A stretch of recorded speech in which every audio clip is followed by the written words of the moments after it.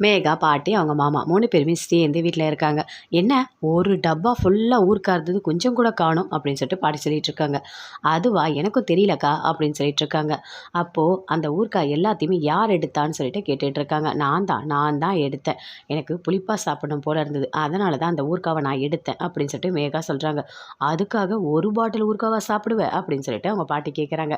"ஆமா, சித்துவோட குழந்தை தான் என் வயித்துல வளருது" அப்படின்னு சொல்லிட்டு மேகா சொல்லிட்டு இருக்காங்க. "நீ தான் அப்படி சொல்லிட்டு இருக்க. ஆனா அங்க என்ன நடக்குது தெரியுமா? அங்க சீரெல்லாம் பண்ணிட்டு இருக்காங்க" அப்படின்னு சொல்லிட்டு மேகாவோட மாமா சொல்றாரு. அத கேட்டோனே பயங்கரமா கோவம் வருது மேகாக்கு. "ஓ! இதெல்லாம் பண்ணிட்டு இருக்காங்களா? இதோ போறேன்" அப்படின்னு சொல்லிட்டு அங்க வந்து பயங்கர கோவமா போறாங்க. அதுக்கு பாட்டி சொல்றாங்க, "டேய், நீ எதுக்குடா இதெல்லாம் சொல்லிட்டு இருக்க? அங்க ஏதோ நடந்தா நடந்துட்டு போட்டோன்னு விட வேண்டியது தானே. இப்போ மேகா போய் அத கெடுத்து விட போறா. ஏன்டா நீ வேற" அப்படின்னு சொல்லிட்டு அவங்க திட்டிட்டு இருக்காங்க. மேகா பயங்கர கோவமா அங்க போறாங்க. ஜானகி கூப்பிடுறாங்க. கூப்பிட்டு ஐயரு எல்லாரையுமே வச்சு காப்பு கட்டுறாங்க. காப்பு கட்டும்போது சொல்றாங்க, "இங்க பாருங்க, கல்யாணம் நடக்கிற வரைக்கும் 2 பேருமே இந்த காப்ப கழட்டக்கூடாது" அப்படின்னு சொல்றாங்க. ஜானகிய கூப்பிட்டு செல்லம்மாக்கு காப்பு கட்ட சொல்றாங்க. அவங்களும் காப்பு கட்டுறாங்க. காப்பு கட்டிட்டோனே, "இந்தா இந்த சீரெல்லாம் வச்சுக்கோ" அப்படின்னு சொல்லிட்டு ஜானகி குடுக்குறாங்க. "இதுல 10 பவுன் இருக்கு. அது மட்டும் இல்ல, இதுல வைர நெக்லஸ் 10 பவுன் இருக்கு." எல்லாமே குடுக்குறாங்க. அது எல்லாமே செல்லம்மா வாங்கிக்கிறாங்க. வாங்கிட்டோனே அப்படியே பார்க்குறாங்க லக்ஷ்மி. "என்ன கழுத்துல மஞ்ச கயிறு இருக்கு?" அப்படின்னு சொல்லிட்டு கேட்குறாங்க. "இல்ல, அது ஒண்ணும் இல்ல. எல்லா நகையும் நான் பீரோல தான் வச்சிருக்கேன்" அப்படின்னு சொல்லிட்டு ஜானகி சொல்றாங்க. "இங்க பாரும்மா, சும்மா சொல்லாத. இந்த நகையெல்லாம் வச்சு தானே நீ சீர் பண்ணியிருக்க" அப்படின்னு சொல்லிட்டு மகேந்திரன் கேட்குறாரு. "ஆமா, ஆமா" அப்படின்னு சொல்லிட்டு ஜானகி சொல்றாங்க. "என்னோட மருமக நான் சீர் பண்றேன். இதுல என்ன இருக்கு?" அப்படின்னு சொல்லிட்டு கேட்டுட்டு இருக்காங்க. "இங்க பாரும்மா, இந்தா" அப்படின்னு சொல்லிட்டு குடுக்குறாரு. நகையெல்லாம் பார்க்குறாங்க ஜானகி. "இது நான் அடமானம் போட்ட நகை இல்ல" அப்படின்னு சொல்லிட்டு கேட்குறாங்க. "ஆமா, நீ அடமானம் சேடு கடைக்கு போம்போதே, சேடு எனக்கு ஃபோன் பண்ணி சொல்லிட்டாரு. இந்த நகையெல்லாம் கொண்டு வந்திருக்காங்கன்னு. அதனால நான் அப்படியே வைக்க சொன்னேன். நான் தான் வாங்கிட்டு வந்தேன்" அப்படின்னு சொல்லிட்டு மகேந்திரன் குடுக்குறாரு. "அண்ணா, உனக்கு நான் என்ன கைமாறு செய்ய போறேன்னு எனக்கு தெரியலண்ணா" அப்படின்னு சொல்லிட்டு ஜானகி பயங்கரமா ஃபீல் பண்றாங்க. "அதெல்லாம் ஒண்ணுமே இல்லம்மா. எல்லாமே நல்லதுக்கு தான்.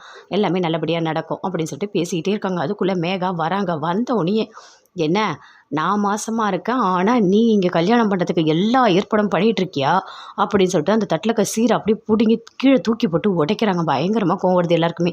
"ஏய் மேகா, என்ன பண்ணிட்டு இருக்க?" அப்படின்னு சொல்லிட்டு கேட்குறாங்க. "வெளிய போ" அப்படின்னு சொல்லிட்டு. "இங்க பாரு சித்து, கண்டிப்பா உன்ன நான் விடவே மாட்டேன். இதுக்கு மேல என்னென்ன பண்றேன்னு பாரு. உனக்கு கல்யாணமே நடக்க விட மாட்டேன்" அப்படின்னு சொல்லிட்டு பயங்கர கோவமா போறாங்க. போயிட்டு ரோட்ல உட்காந்து அப்படியே பேட்டி குடுக்குறாங்க. எல்லாருமே வந்து பேட்டி எடுக்குறாங்க. என்ன வந்து சித்து வந்துட்டு வயித்துல குழந்தை இருக்கு. ஆனா அவன் இன்னொருத்தவங்கள கல்யாணம் பண்றான் அப்படின்னு சொல்றாங்க. அத கேட்டோனே எல்லாருமே அப்படியே டிவில எல்லாத்துலயுமே வருது. வீட்ல இருந்து பார்க்குறாங்க. லக்ஷ்மி பார்த்தோனே பயங்கரமா ஷாக் ஆகுறாங்க. "ஐய்யயோ! இந்த மேகா என்ன பண்ணி வச்சிருக்கா?" அப்படின்னு சொல்லிட்டு. சித்து, செல்லம்மா எல்லாருமே வந்து பார்க்குறாங்க.